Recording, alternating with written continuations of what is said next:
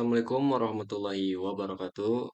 Sebelumnya, izin memperkenalkan diri, nama saya Dimas Ramdhani dari kelas 2A dengan nomor induk mahasiswa 2330511004. Nah, jadi pada video kali ini, saya berkesempatan untuk sedikit menjelaskan tentang bagaimana menjaga semangat nasional dan tantangannya di era globalisasi untuk memenuhi tugas UTS saya. Langsung saja kita masuk ke dalam materinya. Nah, ini dia ada beberapa poin-poin penting dari pembahasan saya kali ini. Yang pertama yaitu tentang nasionalisme, yang kedua tentang globalisasi, yang ketiga tentang pendapat para ahli, keempat dampak globalisasi, dan yang terakhir, yang kelima yaitu tentang meningkatkan nasionalisme. Nah, sebelum kita masuk ke dalam inti pembahasannya, kita harus mengetahui terlebih dahulu apa itu nasionalisme. Karena nasionalisme ini adalah inti dari pembahasan yang akan kita bahas nanti di tengah-tengah video. Jadi, nasionalisme dapat diartikan sebagai suatu paham yang menganggap kesetiaan tertinggi atas setiap pribadi harus disertakan kepada negara kebangsaan atau nation state, atau sebagai sikap mental dan tingkah laku individu maupun masyarakat yang menunjukkan adanya loyalitas dan pengabdian yang tinggi terhadap bangsa dan negaranya. Rasa cinta tanah air yang tidak berlebihan tentunya. Nasionalisme sangat diperlukan dalam kelangsungan suatu negara, dengan harapan memunculkan rasa persatuan di dalam negara tersebut. Di zaman serba teknologi, yaitu era globalisasi seperti ini, rasa nasionalisme mulai berkurang, terutama di kalangan pelajar, seperti kita ya. Budaya dan teknologi dari luar mulai menghiasi kebiasaan pelajar saat ini, kebiasaan yang sesuai dengan kebudayaan kita tidaklah akan menjadi masalah. Namun, kebiasaan yang bertentangan dengan kebudayaan kita tentunya akan memunculkan beberapa masalah yang nantinya berpengaruh dalam tingkat nasionalisme terhadap bangsa. Generasi muda Indonesia adalah generasi penerus bangsa ini. Bangsa akan menjadi maju bila para pemudanya memiliki sikap nasionalisme yang tinggi. Namun, dengan perkembangan zaman yang selalu maju, malah menyebabkan semakin memudarnya rasa nasionalisme dikarenakan adanya pengaruh Barat yang sedang melanda generasi muda saat ini, di Indonesia terutamanya. Nasionalisme sangat penting terhadap kehidupan berbangsa dan bernegara, karena merupakan wujud kecintaan dan kehormatan terhadap bangsa sendiri. Dengan hal itu, pemuda dapat melakukan sesuatu yang terbaik bagi bangsanya, menjaga keutuhan persatuan bangsa, dan meningkatkan martabat bangsa di hadapan dunia. Namun, dengan memudarnya rasa nasionalisme dapat mengancam dan menghancurkan bangsa Indonesia. Hal itu terjadi karena ketahanan nasional akan menjadi lemah dan dapat dengan mudah ditembaki pihak luar. Nah, tadi kan baru nasionalisme, selanjutnya tentang globalisasi. Jadi, globalisasi ini adalah keterkaitan dan ketergantungan antara bangsa dan antar manusia di seluruh dunia melalui perdagangan, investasi, jalanan, budaya populer, dan bentuk-bentuk interaksi yang lain sehingga batas-batas suatu negara menjadi semakin sempit. Rumusan masalah dalam penulisan karya ini bagaimana dampak pengaruh globalisasi bagi kehidupan bangsa Indonesia. Nah, tujuannya adalah untuk mendeskripsikan dampak pengaruh globalisasi bagi kehidupan bangsa Indonesia. Pendekatannya secara kualitatif, deskriptif.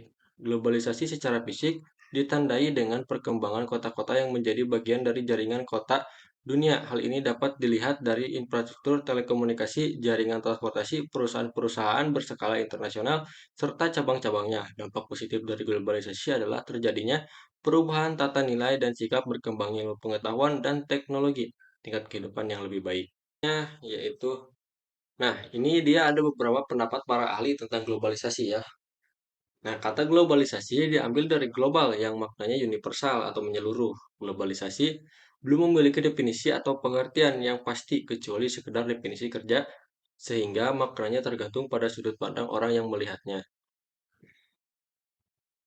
Ada beberapa definisi global yang dikemukakan oleh beberapa orang sebagai berikut.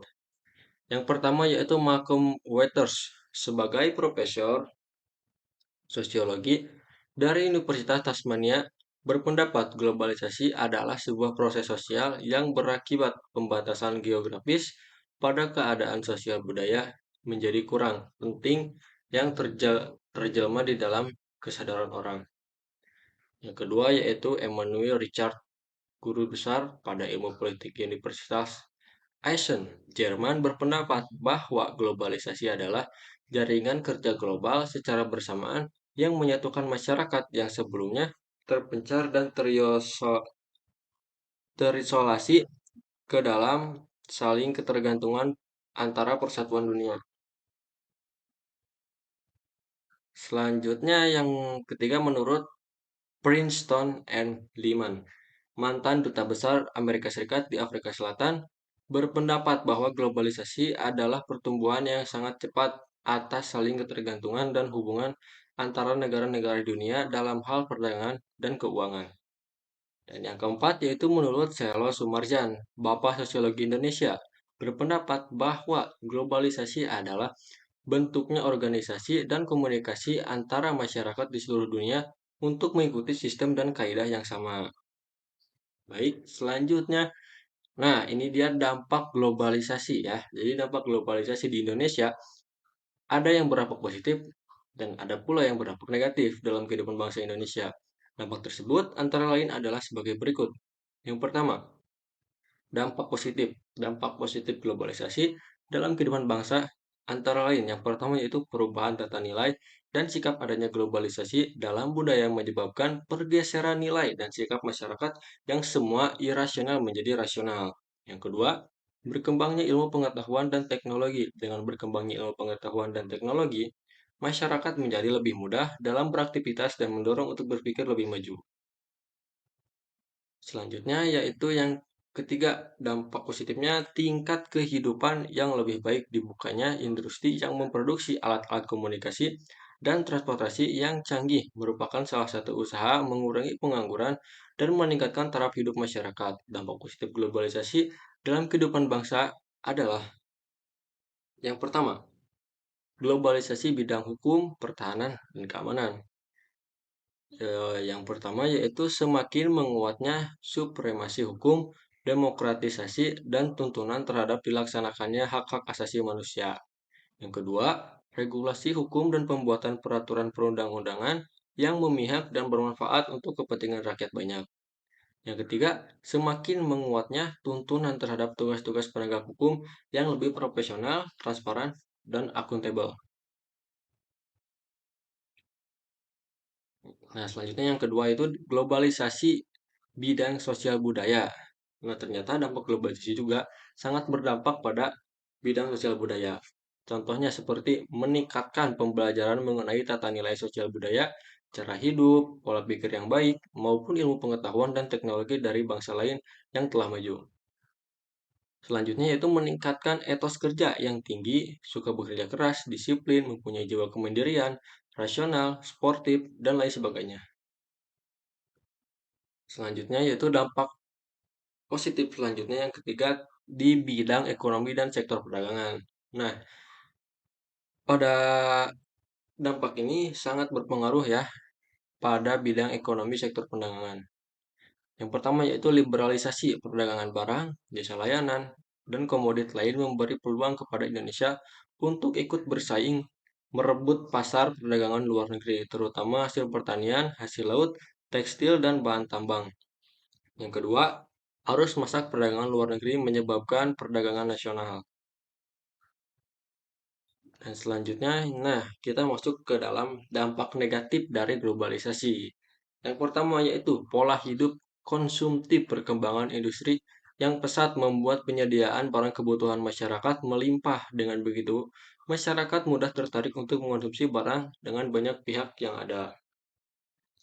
Yang kedua, sikap individualistik masyarakat merasa dimudahkan dengan teknologi maju, membuat mereka merasa tidak lagi membutuhkan orang lain dengan beraktivitasnya. Kadang mereka lupa bahwa mereka adalah makhluk sosial. Yang ketiga yaitu tentang gaya hidup. Nah, gaya hidup ini lebih terpengaruh terutama ke barat-baratan. Tidak semua budaya barat baik dan cocok diterapkan di Indonesia terutama.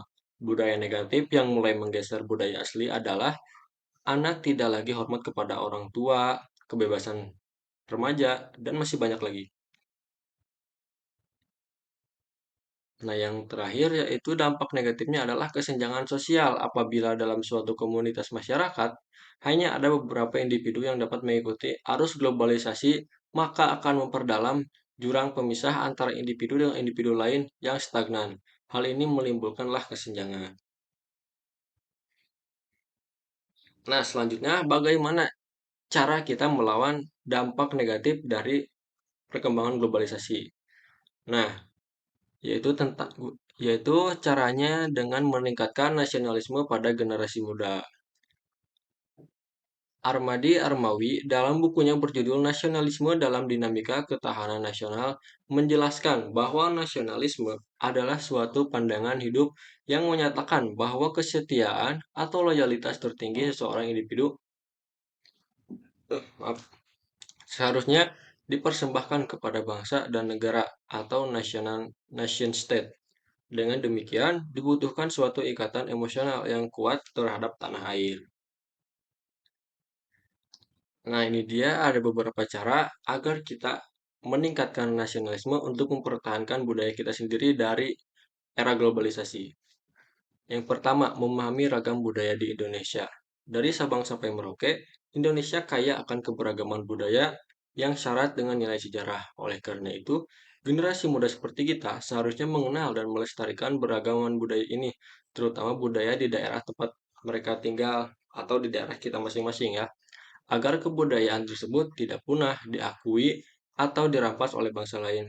Banyak ragam budaya yang harus dilestarikan seperti acara adat, pakaian adat, rumah adat, alat musik tradisional, tarian adat tradisional, senjata tradisional, lagu daerah, dan masakan khas. Dan yang kedua yaitu mendukung produk dalam negeri. Nah, produk dalam negeri memiliki kualitas yang tidak kalah dengan produk impor. Bahkan, produk dalam negeri cenderung memiliki kualitas yang lebih baik. Oleh karena itu, generasi muda harus mendukung dan menghargai produk dalam negeri, mendorong untuk lebih sering membeli produk lokal, dapat meningkatkan rasa percaya diri terhadap produk dalam negeri. Apalagi zaman sekarang ya masih banyak kok produk-produk di dalam negeri yang lebih bagus dari luar negeri. Yang selanjutnya yaitu mempelajari pendidikan kewarganegaraan. Pendidikan kewarganegaraan perlu menjadi bagian dari pembelajaran generasi muda agar mereka dapat menjadi warga negara yang baik. Ini melibatkan pemahaman tentang hukum dan tata kewarganegaraan yang dapat secara signifikan meningkatkan semangat nasionalisme dalam diri mereka. Pendidikan kewarganegaraan bukan hanya tanggung jawab sekolah, tetapi juga keluarga dan masyarakat. Yang keempat, yang terakhir yaitu mengunjungi museum sejarah. Nah, di Indonesia terdapat banyak museum sejarah yang menyimpan berbagai kisah perjuangan dalam memperoleh dan mempertahankan kemerdekaan.